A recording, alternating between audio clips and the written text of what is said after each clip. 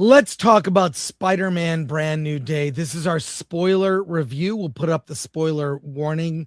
We're getting into every spoiler about the film. You've heard the basic story and the plot.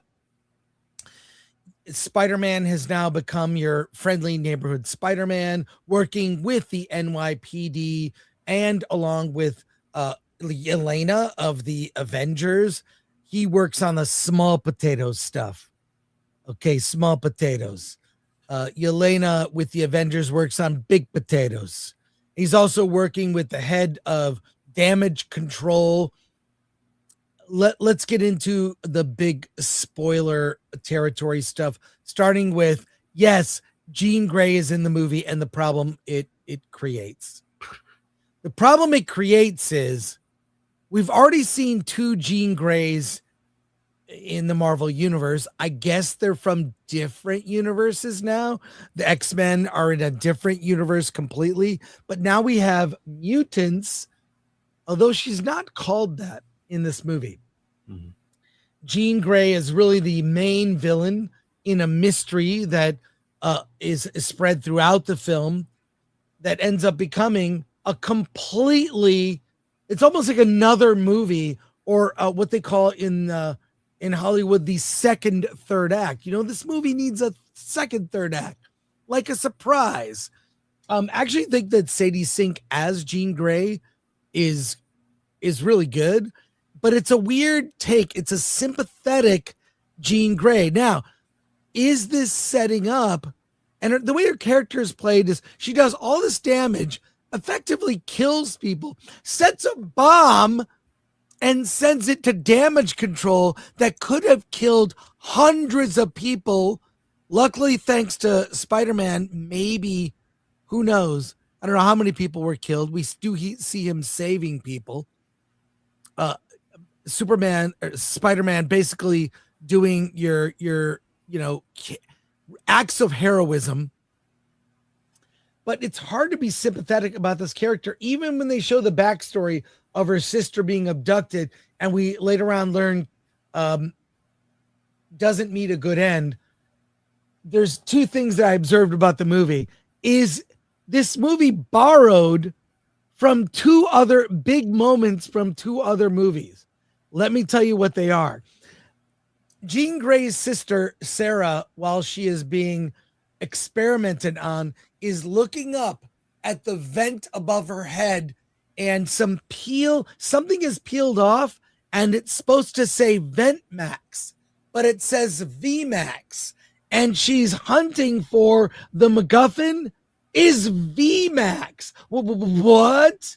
Where have I heard that before? V'ger. In Star Trek the Motion Picture, it was a dumb idea in that movie. Voyager 6, and they rub off the dirt. It's Voyager 6, like the aliens or the robots that found this probe couldn't have wiped off the dirt themselves, repaired this probe so that they knew it said Voyager 6. No, it's V'ger, Voyager 6. This is Ventmax, VMAX. I find it wild they not only borrowed something from another movie, they borrowed a bad idea. The second thing, the second thing they borrowed in the movie Superman Returns, what is the end of that movie? Superman gets better in the hospital. What happens at the end of this movie? We love you, Superman. Spider-Man gets better in the hospital. We love you, Spider-Man. Also, in the climactic fight with the hand, are you Peter Parker? Are you Spider-Man? You're these two things. You're evolving. He says, I am both Peter Parker and Spider-Man. Where have we seen that before? A little movie called Batman Forever. You see, I'm both Bruce Wayne and Batman. Not because I have to be. Now, because I choose to be. Starring Val Kilmer as Bruce Wayne, Batman. In the climax of the movie, he says, I am both Batman and I am both things. I am Batman. I'm Bruce Wayne. I am dual identity. 3 major borrowed ideas that I don't think were very good ideas. And these are some of the things that bothered me about this movie. Now, I did see it for a second time last night with a paying audience. And I saw it with an audience where I was in the minority. I think I was wearing a Dune t-shirt, okay? My wife had a Spider-Man t-shirt. Kids had Spider-Man t-shirts. Everyone had Spider-Man t-shirts. There were multiple people dressed up as Spider-Man. I saw a little kid, might have been 5, 6 years old, dressed fully as Spider-Man, going to see Spider-Man. You know, I love seeing movies in a theater with an enthusiastic audience. I can set aside my problems with this movie, and there are many. We went over them in our non-spoiler review. And I'll just say, I'm glad movies are back. This movie all of it may not have worked for me, but I really enjoyed it a second time. I still saw all the flaws. You don't need Yelena. The second, third act shouldn't have happened. You could have woven that in better. It's too long. At 2 hours and 25 minutes, should have been a tight 2 hours. The NYPD cop bothered me less on second viewing, but still, she needs maybe 1 or 2 quick scenes, not as much screen time. But I love that people are loving this movie. The post-credit scene is really a tag to set up. There are other Spider-Man, meaning multiverse Spider-Man. Is it Miles Morales? Is it Tobey, Andrew Garfield, Spider-Man? We'll see. I still think 7 out of 10 is my final verdict. I liked it less than you. That's not a bad rating, but it's not a perfect. I feel like No Way Home was an 8.5 for me as a movie. So I liked it better. I think this is the best Tom Holland has ever been in the series. And the 2 things that worked, I'll end on this. Amazing Spider-Man action like we've never seen put to film, inspired by games and comics. Unbelievable. Puts you in the space of what it's like to be swinging a web through New York City. Amazing. And the interplay between Ned, MJ, and Peter Parker is bar none great. It feels real. It feels authentic, not fake movie people. It feels like they're having real struggles. And I would watch a movie with those 3 characters, like an indie movie with no Spider-Man, no superpowers, no fantasy, no sci-fi element, just those 3 characters. That's how good I felt the 3 of them were together. So in the end, a 7 out of 10. It borrows 3 major things from other movies that I noticed. Maybe it's because I've been watching movies too long on a long enough timeline, and I noticed those 3 things that were borrowed from Superman Returns, Star Trek the Motion Picture, and Batman Forever. But Alan, what spoiler thoughts do you have? Yeah. Well, first of all, I can guarantee you that 90% of the audience of this movie had not seen Star Trek the Motion Picture or the Val Kilmer Batman movie. Okay. So Right. okay. Fair. Yeah. I mean, only you can make those connections. Look, I'll say 2 things about it. One is, this is a Gen Z movie, and that's okay. You know, Toy Story 5 was a kids movie, and I enjoyed Toy Story 5. This is a Gen Z movie, and I enjoyed this movie. And I like it because I think the earlier Spider-Mans, the Tom Holland ones, felt like, oh, this guy's actually in high school.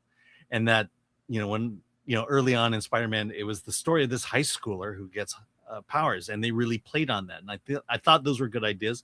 He's a young adult now. And the storyline of him, isolating himself from the world, from no longer being able to have a connection with MJ and Ned. I mean, look, back in my psychology days, this was the stages of psychosocial development, and this is the intimacy versus isolation aspect of it. It's it's these stages that we all go through that define who we become, depending on which side wins out. Does isolation win out, or does intimacy win out? And to me, okay, that's a very solid foundation for a story that that people can connect with, and that just makes sense. And why I think this is, I think the first movie was such a strong movie. Let me go to the Jean Grey thing, and why I gave this movie a 7 when it really could have easily been a 9. And it has to do with Jean Grey. They wasted her. Jean Grey is a great character. Jean Grey is not a side character in the Marvel universe. She is beloved.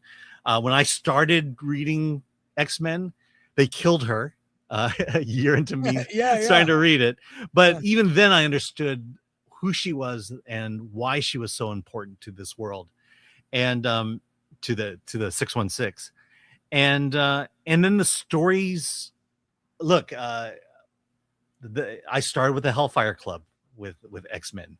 The idea that Mastermind mind graped her, and that's what really turned her into the Dark Phoenix, which ultimately led to her becoming OP and destroying a planet, which led to her death. That was a compelling story. It was a comic book. This was my introduction to comic books, because to me, comic books at that point was Archie comics, very goody two shoe stuff, and this is like really dark stuff, which is why I think I got into the X-Men right away. And I say all this to say that what we got in Jean Grey has nothing to do with Jean Grey. I look at that character. She says her name is Jean Grey, but I don't see the Jean Grey I grew up with. I didn't see the character I understand. I don't see any story of Jean Grey that was presented here that says Jean Grey. And again, they wasted Jean Grey. Well, let me hold on. Let me just make one final comment, then I'll let you. They might as well have called her Rachel Summers, because that's a much lesser known character. I don't know I barely know her story or what impact she has. So if they had just said, my name's Rachel Summers, and then had gone through that, I would have been totally fine with it. Go ahead. All right. Now let me just say, okay, so the Jean Grey, I also have a problem with Jean Grey, because Jean Grey is a hero in the comics that has an unfortunate end to her character. But what they may be setting up is that Jean Grey, like post Doomsday, post Secret Wars, the universes will combine into, there's going to be no more multiverse stuff after those two movies, right? When that's done, they may bring Sadie Sink back, and what happens to her? They're going to recast the X-Men. There'll be a new Professor X who comes to the Academy. Jean Grey is wearing the classic gold and blue outfits of the early X-Men, and a new early X-Men may evolve, and she'll be part of that original team of Angel, Iceman, Beast, and Cyclops. She'll be, no one ever calls her this. They always call her Jean Grey, but she was Marvel Girl. Marvel Girl, yeah. You remember Marvel Girl? So are they setting that up?